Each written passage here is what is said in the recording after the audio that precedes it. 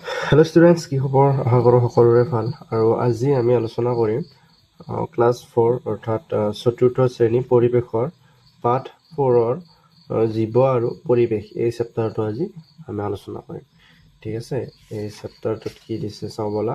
তো ইয়াতে প্ৰথমতে আমাক দিছে ক্ৰিয়াকলাপ 1। ক্ৰিয়াকলাপ 1ত দিছে কোনে কাক খাই সঠিক ক্ৰমত সজাই লিখা।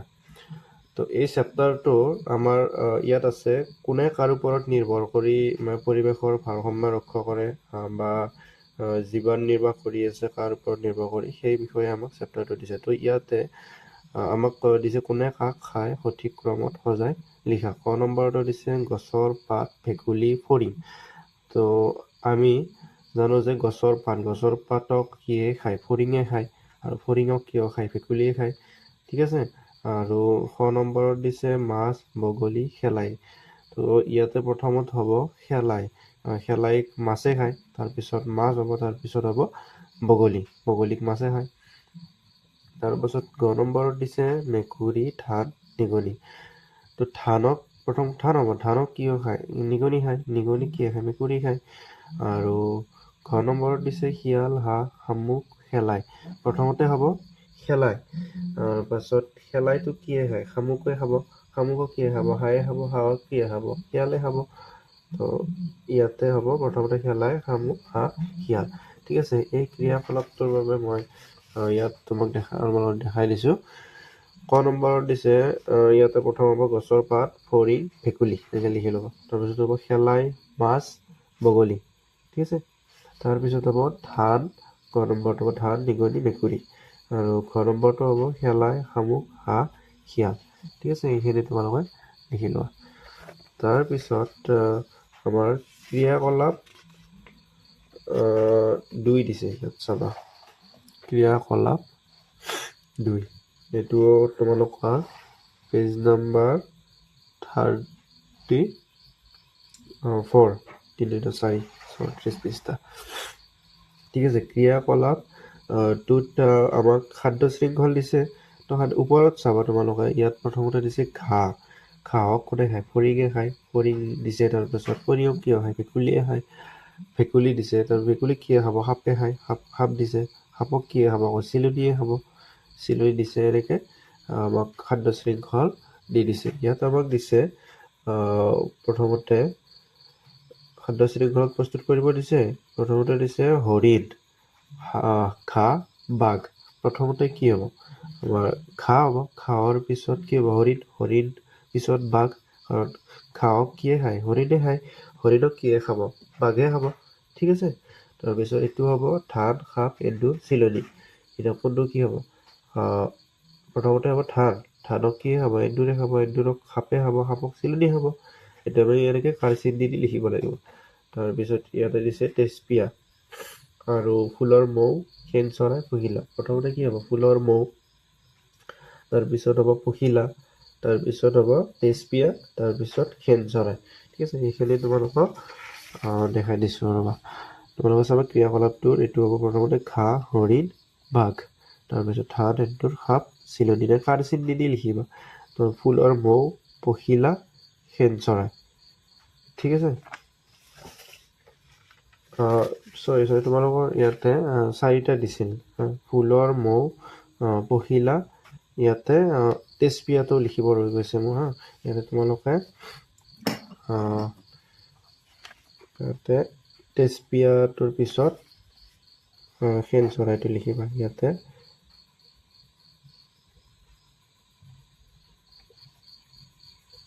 তেজপীয়াটো লিখিবা। তাৰপিছত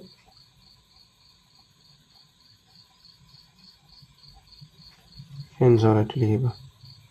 ঠিক আছে। তাৰপিছত আমাৰ এইটো ক্ৰিয়াকলাপটো হৈ গ'ল। তাৰপিছত ইয়াতে ক্ৰিয়াকলাপ 3ৰ চাৰ্ট এখন দিছে। ইয়াতে জীৱীয় আৰু অজীৱীয়, ইয়াক আমি কি বুলি ক'ব পাৰোঁ? জৈৱিক আৰু অজৈৱিক বুলিও ক'ব পাৰোঁ। জৈৱিক আৰু অজৈৱিক কি বস্তু তোমালোকে জানানে? জৈৱিক মানে হ'ল আমাৰ পৃথিৱীত জীৱ থকা বস্তুবিলাকক আমি জৈৱিক বুলি কওঁ, জৈৱিক উপাদান বুলি কওঁ। আৰু যিবিলাকৰ জীৱ নাই, সেইবোৰক কি বুলি ক'ম? অজৈৱিক, অজীৱীয়। বুজি পাইছা?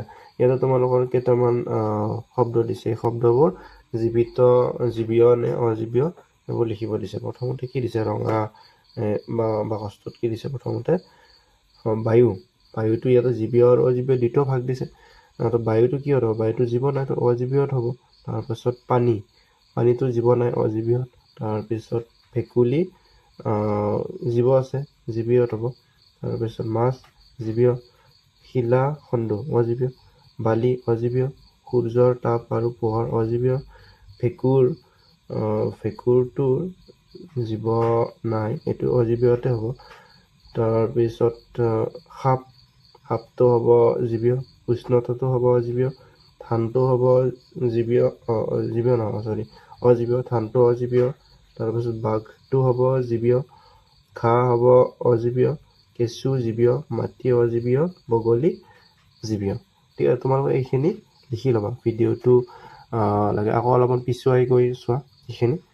এইখিনি তোমালোকে বহীত আঁচটানি চাৰ্ট বনাই লিখি লোৱা। ঠিক আছে। তাৰপিছত আমাৰ অনুশীলনী চাবা। ইয়াৰে অনুশীলনী কি দিছে চাবা।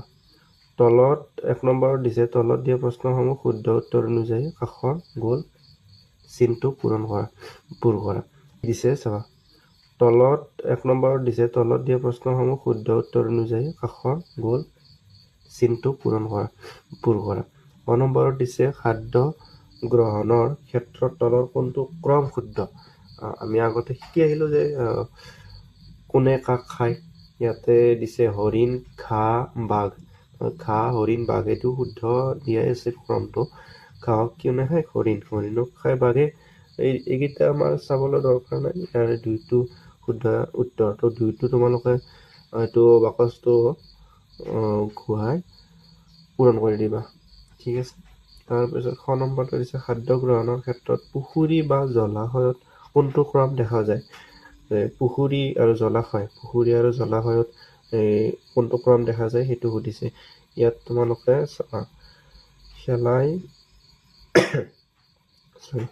শেলাই, ভেকুলী, মাছ।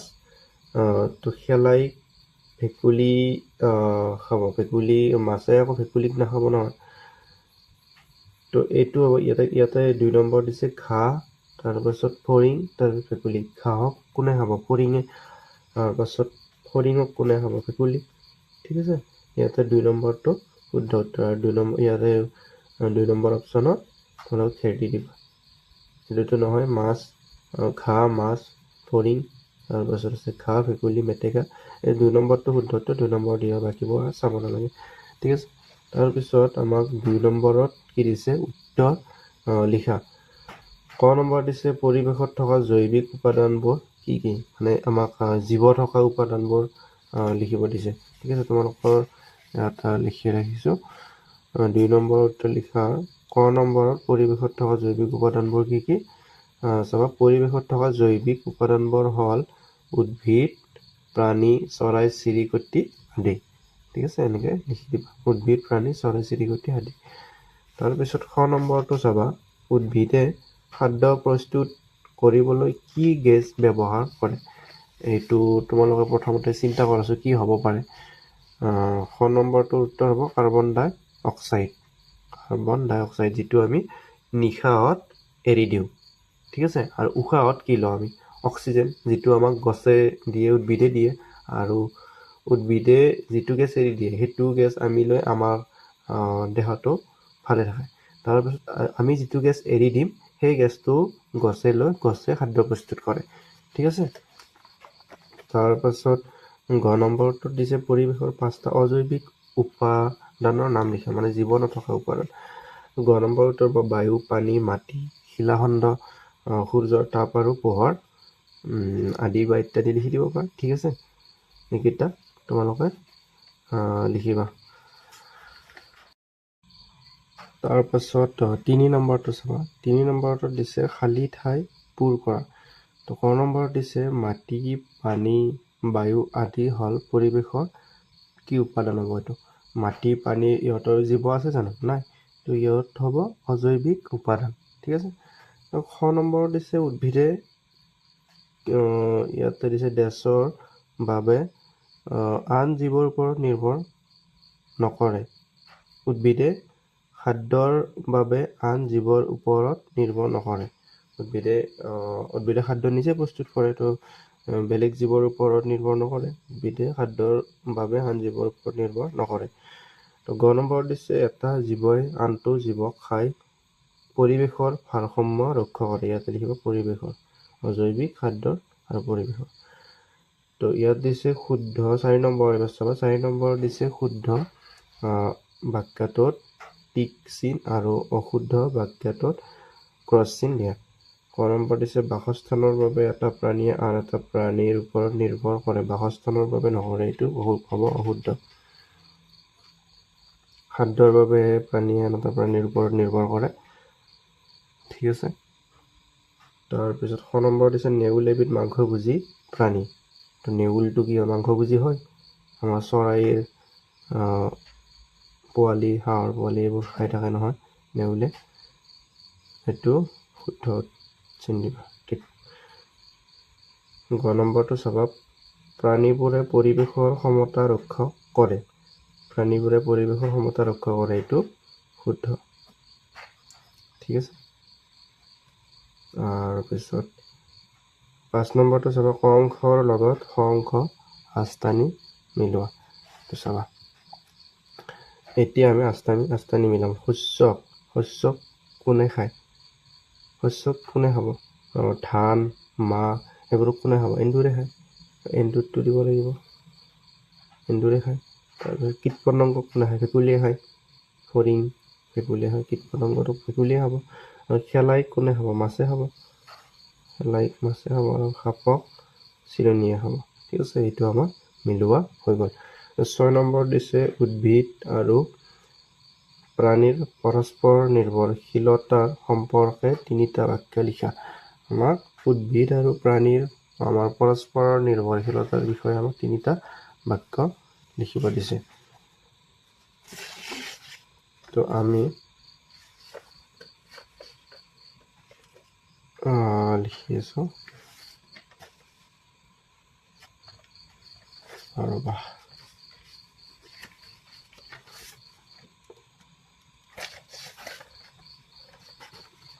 চাবা মই ইয়াত লিখি ৰাখিছিলোঁ 6 নম্বৰৰ উত্তৰ উদ্ভিদ আৰু প্ৰাণীৰ পৰস্পৰ নিৰ্ভৰশীলতাৰ সম্পৰ্কে 3টা বাক্য হ'ল। ইয়াতে নিৰ্ভৰশীলতাৰ বানানটো ইয়াত ধৰা নাই কাৰণে ইয়াতে লিখি দিছোঁ নিৰ্ভৰশীল। ইয়াতে আচ এডাল টানি দিছোঁ, চাবচোন ডেছ এডাল দিছোঁ। তাৰপিছত ইয়াতে বাকীখিনি লিখি দিছোঁ। তাৰ সম্পৰ্কে 3টা বাক্য হ'ল। 1 নম্বৰত লিখিছোঁ খাদ্যৰ বাবে সকলো প্ৰাণীয়ে প্ৰত্যক্ষ বা পৰোক্ষভাৱে উদ্ভিদৰ ওপৰত নিৰ্ভৰশীল। ঠিক আছে। প্ৰাণীয়ে উদ্ভিদৰ বীজ বিস্তাৰণত সহায় কৰে। তাৰপিছত উদ্ভিদে সূৰ্যৰ পৰা আহৰণ কৰা শক্তি উদ্ভিদৰ বিভিন্ন অংশত জমা হৈ থাকে। এই উদ্ভিদ যেতিয়া কোনো প্ৰাণীয়ে খায় তেতিয়া এই শক্তি প্ৰাণীটোলৈ প্ৰবাহিত হয়। এইখিনি এই 3টা তোমালোকে লিখি ল'বা। ঠিক আছে, চাই লোৱা। আৰু এইখিনিতে আমাৰ এই পাঠ 4ৰ প্ৰশ্ন উত্তৰখিনি গোটেইখিনি আলোচনা কৰা হ'ল। আৰু তোমালোকে এই চেপ্টাৰটো ৰিডিং কৰিবা, ভাল পাবা, বহুত কথা জানিব পাৰিবা। ৰিডিং সকলো ছাবজেক্টেই ৰিডিং কৰিবা। প্ৰশ্ন উত্তৰবোৰ মই দিম আৰু তোমালোকে চেনেলটো ছাবস্ক্ৰাইব কৰি থোৱা আৰু নটিফিকেশ্যন পাই থাকিবলৈ। গোটেই পৰিৱেশ অসমীয়া গোটেইবোৰৰে চেষ্টা কৰিম দিবলৈ ছাবজেক্টবোৰে। ঠিক আছে, তোমালোকে খালি মাথো ছাবস্ক্ৰাইব কৰি থোৱা আৰু ভিডিঅ'টো লাইক কৰিবা ভাল পাইছে যদি, আৰু শ্বেয়াৰ কৰি দিবা ভিডিঅ'টো। আৰু কিবা নজনা থাকিলে কমেণ্টত লিখি দিবা। আৰু যদি কমেণ্টত লিখিব নাজানা বা তোমালোকৰ ডাঙৰক দেখাবা। ঠিক আছে, দেখাই এইটো শিকাই দিব দিবা। ঠিক আছে, আৰু ভিডিঅ'টো চোৱাৰ বাবে ধন্যবাদ। আজিলৈ আহিছোঁ, বাই।